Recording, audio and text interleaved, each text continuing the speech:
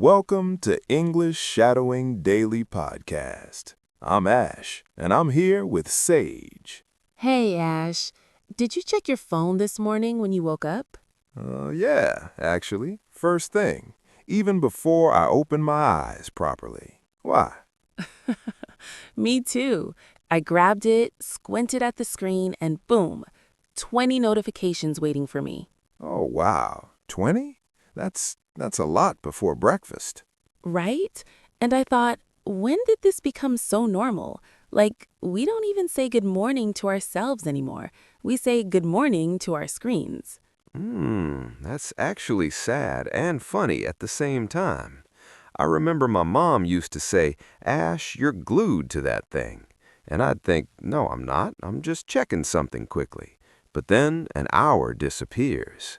Exactly. You check one message, then you see a notification, then you scroll a little, and suddenly you're watching a video about, I don't know, baby goats jumping on trampolines or something. Baby goats. Okay, that sounds adorable, though. It was adorable, but that's not the point, Ash. The point is, I forgot what I opened my phone for in the first place. Yeah, I know that feeling. And if you're listening right now, maybe you know it too. Maybe you've felt that little panic when your phone battery dies or you left it in another room and suddenly you feel lost? Empty? Yes, that weird, uncomfortable feeling, like something's missing. Well, today we want to talk about this with you. Not in a scary way, but in a real, honest, human way. Because we're all living this life now, with screens everywhere, notifications buzzing, and sometimes we don't even realize how much it's affecting our daily conversations, our feelings, our real life. And don't worry, we're not going to tell you to throw your phone in the ocean or anything dramatic like that. We're just going to explore it together, share some stories, some thoughts, and practice some really natural English phrases you can use when you talk about technology, social media, and real-life balance. Exactly. So if you're worried this will be boring or too serious, stay with us. We promise it'll feel like sitting with friends, not sitting in a classroom. And Sage, Yeah? I think a lot of people listening might feel a little guilty about their phone use, like they know they should use it less, but they don't know how, or they feel weak for not being able to stop. Oh, Ash, you're absolutely right. And if that's you, if you're feeling that right now, we want you to know something really important. You're not weak. You're not broken. You're just human. These apps, these platforms, they're designed by very smart people to keep you hooked. It's not an accident. Yeah, it's not your fault that scrolling feels so easy and stopping feels so hard. Exactly. So take a small breath with me right now. Let go of any guilt. We're here to understand this together, not to judge ourselves, okay? Okay, so Sage, let me ask you something. When you think about daily life conversations now compared to maybe 10 years ago, what's different? That's a good question. I think we talk less, or maybe we talk the same amount, but we connect less. What do you mean? Like, I can sit with a friend at a cafe, and we're both there physically, but we're also both checking our phones, so we're half present, half somewhere else. Yeah, I've done that. I've been that person. You're nodding at your friend, saying, but actually, you're reading a text from someone else. Right, and your friend can feel it. Even if they don't say anything, they can feel you're not fully there. That's sad, actually. It is. And I think it's changing how we communicate in English, too, especially for learners. How so? We're learning English from textbooks, from podcasts like this one, from videos, but then in real life, when we meet an English speaker, we might feel nervous or unsure. So instead of practicing conversation, we just text. We hide behind messages. Oh, wow. I never thought about it that way. So technology gives us access to English, but it also gives us a way to avoid real speaking practice. Exactly. It's comfortable, but it's also limiting. So if you're listening and you've ever felt scared to speak English in person, but you're fine texting in English, you're not alone. That's super common now. Yeah, and we'll talk more about that in a bit.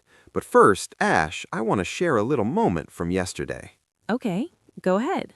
So I was on the bus going home, and I looked around. There were maybe 15 people near me, and Ash, guess how many were looking at their phones? All of them? 14. 14 out of 15. Wow. Right?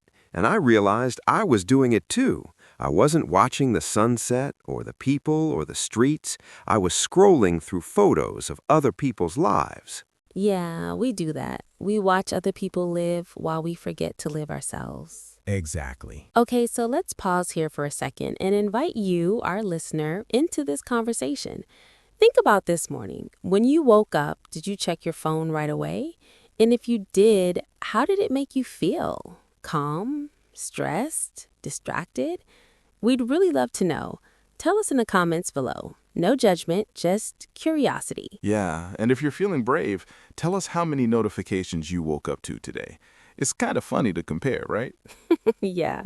Okay, Sage. So we've talked about phones and presents and scrolling, but let's get specific now. Let's talk about how technology is actually changing our daily conversations in English. Good idea. So imagine this situation. You're at work.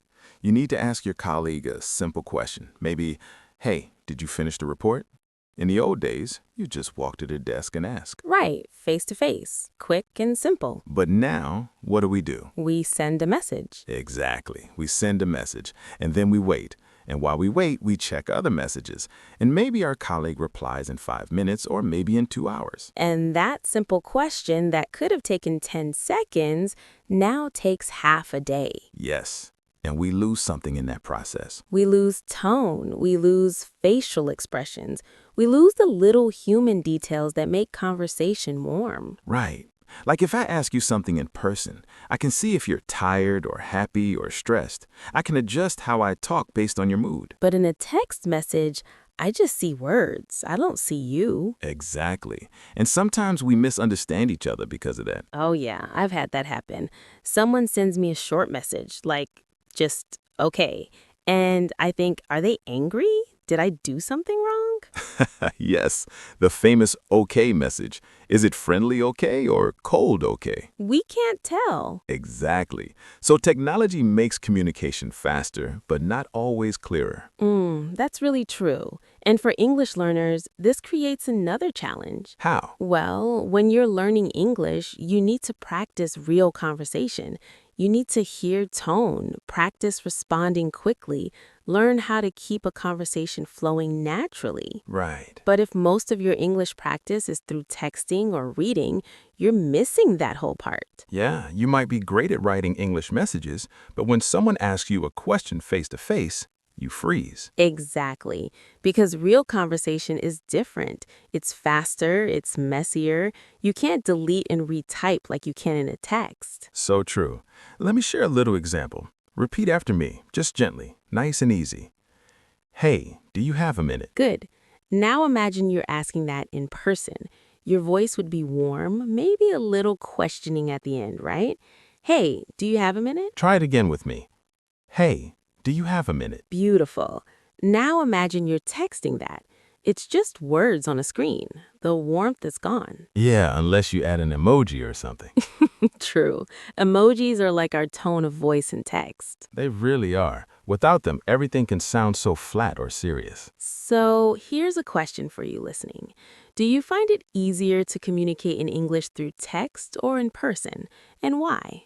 Share your thoughts in the comments. We really want to hear your experience with this. Yeah, and there's no right or wrong answer. We're all learning together. Okay, Sage, so we've talked about how technology changes our communication at work and with friends. But what about at home, with family? Oh, that's a big one. Yeah? Yeah, I think technology is changing family conversations in a really deep way. Tell me more. Okay, so imagine this.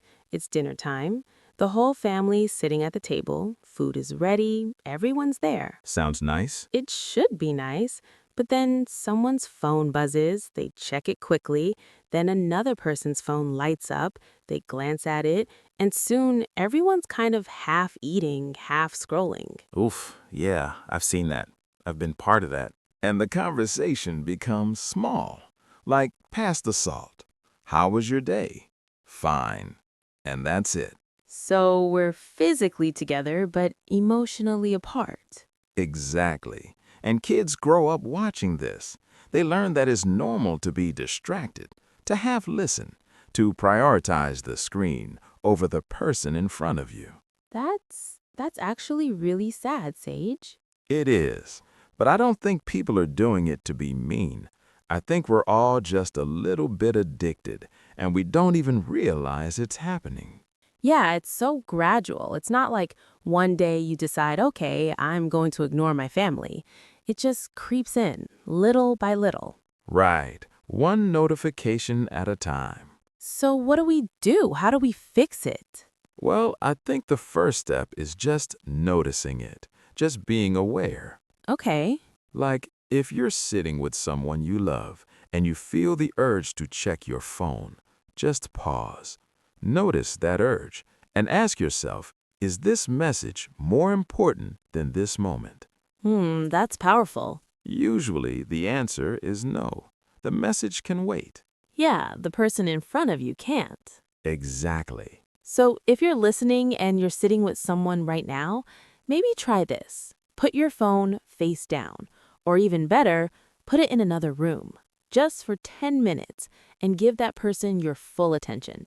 See how it feels. Yeah, it might feel uncomfortable at first, but it also might feel really, really good. Like coming home. Yeah, like coming home. Okay, so Sage, let's talk about social media specifically now, because I think social media is its own special kind of challenge when it comes to real conversation. Oh, absolutely. Social media is huge. So, how do you think social media affects the way we talk to each other in daily life? I think it makes us compare ourselves a lot. Yeah? Yeah, like we see other people's posts, their photos, their achievements, and we start to feel like our life is boring or not enough. Oh, wow, yeah. Everyone else looks so happy and successful online. Right, but we forget that social media is a highlight reel. People don't post their bad days, their failures, their messy kitchens. True, they post the perfect coffee, the perfect sunset, the perfect smile. Exactly. So we compare our real messy life to someone else's filtered, edited, perfect-looking life. And we feel bad. Yeah, and when we feel bad, we don't want to talk to people in real life. We feel insecure or jealous or just small. So, social media can actually make us lonelier, even though it's supposed to connect us. Exactly. We have hundreds of online friends, but we feel alone. That's such a strange paradox. It really is. And Ash, Yeah? I think social media also changes how we share our feelings in conversation. How do you mean? Well, in the past, if something good or bad happened, you'd call a friend or meet them and talk about it. Right. But now, you just post it online. You share a photo or a status update, and you get likes and comments, and that feels like connection. But it's not the same as a real conversation. No, it's not. Because those likes are quick. They're shallow. They don't ask follow-up questions. They don't sit with you and your feelings. Yeah, a real friend says, "Hey, are you okay? Tell me more." A like just says, "I saw this." Exactly. So we're getting quick reactions instead of deep conversations. Yes, and I think that's making us a little emotionally thinner. Like we're not practicing how to really listen or how to really share. That is deep, Sage. Sorry, I didn't mean to get too heavy. No, it's good. It's important. And I think people listening can relate to this. Yeah, so let me ask you all something. Have you ever posted something online hoping someone would ask you about it, but nobody did? Or they just liked it and moved on? If yes, type yes in the comments. Let's see how common this feeling is. Yeah, and if you want, you can tell us how that made you feel. No pressure, just if you want to share. Okay, Ash. So we've talked about a lot of challenges. Phones at dinner, comparing ourselves online, shallow reactions instead of deep conversations. But let's also be fair. Technology and social media aren't all bad, right? Oh, definitely not. There's a lot of good, too. So what's good about it? Well, for one thing, it connects people across distances. Like, I have friends in other countries and I can see their lives, send them messages, even video call them. Yeah, that's amazing. 50 years ago, that would have been impossible. Right. And for English learners, technology is incredible. You can watch videos, listen to podcasts like this one, join online communities, practice with people from all over the world. True, you don't need to travel to an English-speaking country to practice English anymore. Exactly. You can practice right from your phone. So technology gives us access and opportunity. Yes, the problem isn't technology itself. The problem is how we use it. Okay.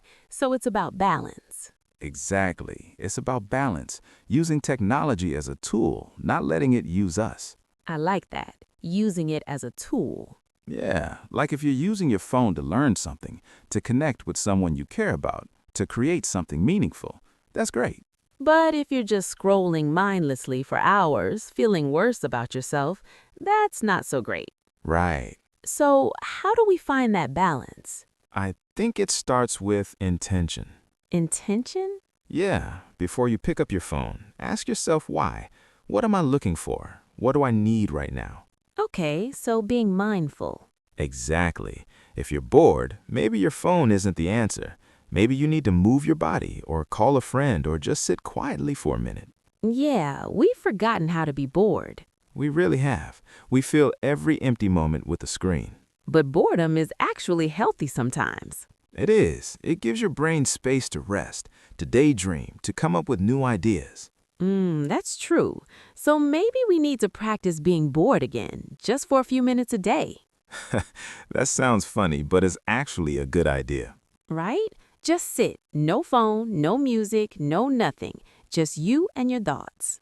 That sounds terrifying, Sage. I know, but it's also kind of peaceful once you get used to it. Okay, brave listeners, here's a little challenge for you. Today or tomorrow, try sitting quietly for just 3 minutes. No phone, no distractions, just breathing and being. Then come back and tell us in the comments how it felt. Was it hard, peaceful, weird? We're really curious. Yeah, and remember, there's no right way to feel. Whatever you feel is okay.